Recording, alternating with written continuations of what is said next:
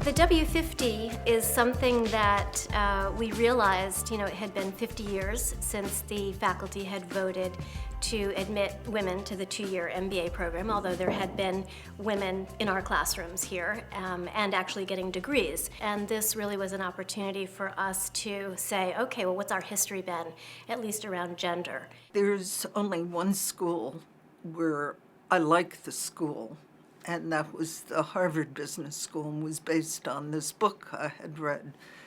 And I applied to the school with this naive notion that I would join the faculty. Now, there were hardly any women in the school. There were no women on the faculty. But fools rush in where angels fear to tread. Went right ahead with it.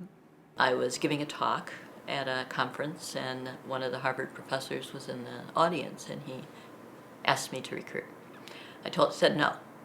I actually said no 2 or 3 times because I couldn't see myself at Harvard Business School. When I was coming, a number of people told me this would be a disastrous place for me to be. It wasn't a place that was at all receptive to women. It wasn't a place that was all receptive to African Americans, that neither group had been successful here. I was very hesitant to come here and join the faculty, I must say, partly because I thought it would be, I sort of imagined the classroom being like a big pool of piranhas, and I thought it would be really challenging to teach here. The dean said, "You cannot teach." And I said to him, "This is a teaching school." And he said, "Well, we had a woman teach, and it didn't work out, and ergo, women can't teach." So then I got a call from this dean who said they'd changed their minds, that they would permit me to teach, and I said, okay. It has to be that I'm just like one of the guys. The campus physically had the feeling of being kind of a men's club, a place that was built by and for corporate elite men. I was terrified. In fact, the Harvard Business School classrooms are amphitheaters, and there's this teeny-weeny desk, and I thought, well, I'll hold on to the desk in case I feel like fainting.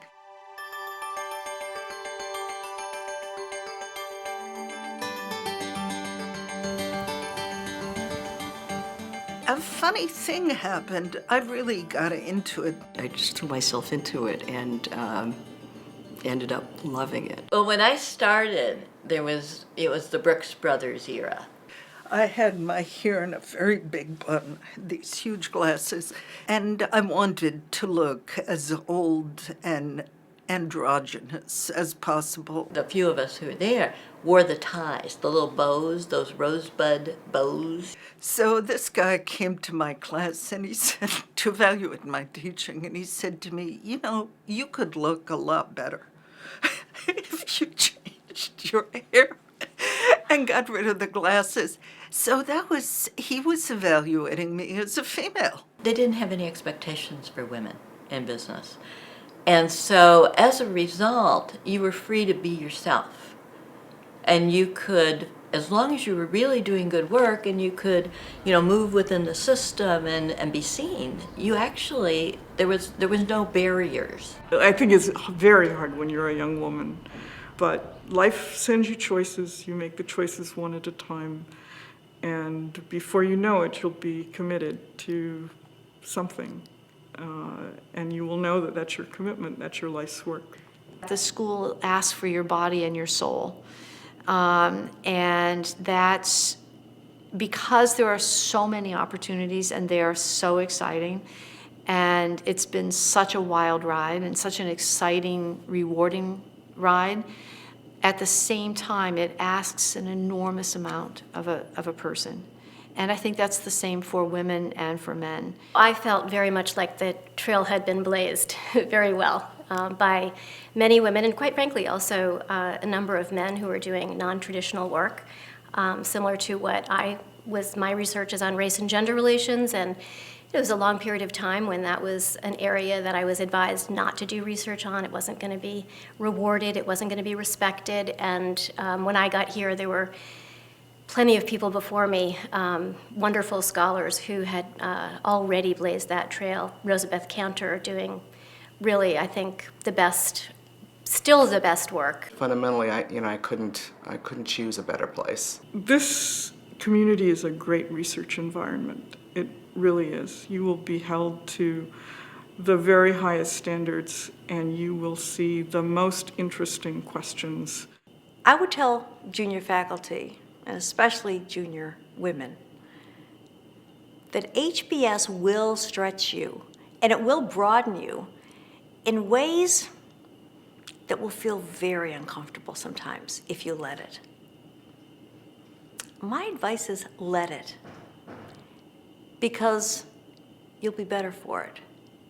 You'll grow, and you'll be able to become more of the great scholar and the great teacher that you want to be, in ways that might be somewhat surprising to you, but in ways that you'll be satisfied with. Stick it out. Be very clear about what you want to accomplish, and ask yourself, is it worth it? And if it's worth it, go ahead and do it. Was it Archimedes who said, give me a lever, and if it's long enough, I can move the world? I think we have our own lever here. I mean, in the sense, levers, each of us. And I think HBS gives us a lever, and it gives us an opportunity to make a difference in a way that can really matter.